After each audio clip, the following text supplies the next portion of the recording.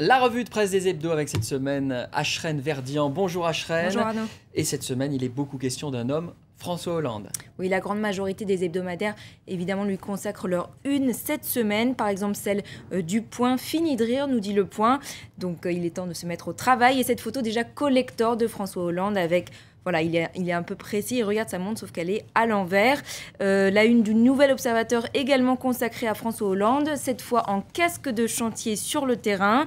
Un dossier entier, évidemment, est consacré à ce monsieur normal de l'Élysée, comme l'appelle le Nouvel Observateur. Un style qu'il s'est forgé durant la campagne présidentielle d'un François Hollande qui peut, par exemple, parcourir les rayons surgelés d'un supermarché après être passé aux 20h de TF1. Il y a une photo d'ailleurs très... emblématique dans le Nouvel Observateur cette semaine. François Hollande qui est d'ailleurs soupçonné souvent de monter un peu ses photos et ses scènes comme des coups de com', mais il défend sa normalitude, un qualificatif qui, on l'apprend d'ailleurs dans le Nouvel Observateur, avait été employé dès 2005 par sa compagne Valérie Trierweiler, même si, rappelle le Nouvel Observateur, ce Français très normal a tout de même déclaré un patrimoine de plus d'1 million d'euros. Riche, mais normal, c'est une qualité qui revient beaucoup en ce moment. Oui, l'article en page 48, toujours du Nouvel Observateur, recense un peu le best-of du meilleur de ces petites scènes de pipolisation auxquelles se livrent nos politiciens pour se rapprocher, si on veut, de la population. Alors on s'en rappelle dans le passé, par exemple, Laurent Fabius, qui était Premier ministre en 1984, était allé chercher ses croissants en pantoufles. J'étais à peine née, mais c'est ce que j'ai entendu en tout cas. La Palme d'Or, en tout cas, revient à Valéry Giscard d'Estaing, qui, lorsqu'il était président, avait joué de l'accordéon en public, s'était fait filmer lors d'un match de football ou encore sur des pistes de ski. Et il avait également convié au petit déjeuner de l'Élysée des éboueurs de nationalité malienne. Et quand on revoit les images, c'est un petit peu cruel quand même.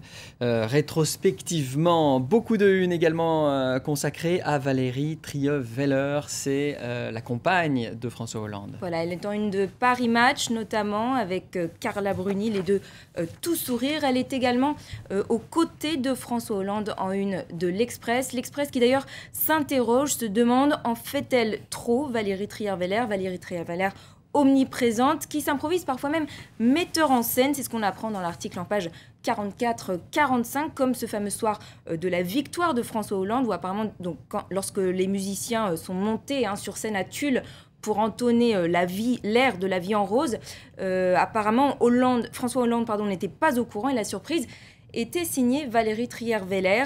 C'est resté comme l'une des images très marquantes de cette soirée qui est restée donc historique pour la gauche, mais l'équipe de campagne apparemment n'a pas été consultée, donc c'était signé Valérie. Bilan, une Valérie Trierweiler discrète mais influente et vue par les socialistes comme, je cite, l'œil de Moscou quand elle s'insère dans certaines réunions. Pas de roses, mais des épines pour la Grèce, avec une situation presque dramatique pour l'économie. C'est à lire dans Der Spiegel. Oui, adieu l'Acropole, c'est le titre de l'hebdomadaire allemand Der Spiegel cette semaine.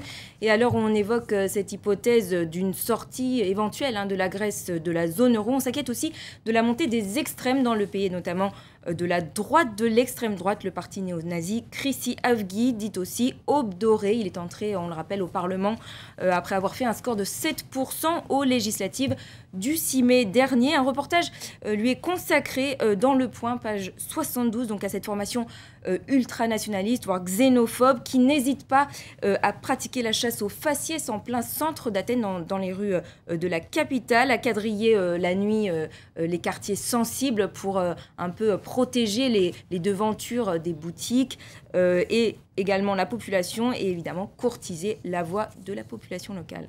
De une choc pour finir, on commence avec Newsweek. Oui, la une de Newsweek, tout d'abord, Barack Obama, premier président gay. Référence évidemment non pas à son orientation sexuelle, mais à son positionnement en faveur du mariage homosexuel. Et cette dernière une qui fait déjà beaucoup jaser, celle du magazine Time, de cette mère qui allait un enfant très grand avec ce titre « Êtes-vous suffisamment mère ?» Enfin, êtes-vous suffisamment bonne mère? Et ce dossier sur ces parents américains qui ont du mal à se détacher de leur enfant et qui ont une relation beaucoup trop fusionnelle avec leur enfant. Un thème à méditer. Merci à Ashrène pour cette revue de presse des hebdos. Restez avec nous, l'info continue.